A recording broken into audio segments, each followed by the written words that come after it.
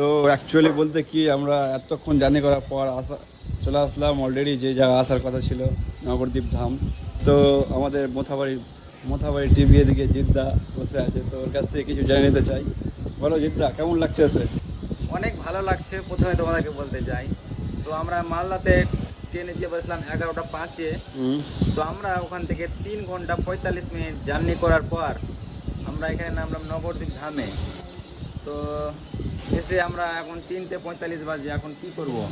তো 3 বন্ধু মিলে বসে আছি। স্টেশনটা দেখো ফাঁকা হয়েছে স্টেশন। এই যে স্টেশনে মানে অ্যাকচুয়ালি বলতে কি এখন মানে কুকুর টুকুরগুলো ধরে বেড়াচ্ছিল একটু আগে। এই যে একজন বসে আছে এখানে, এই তো।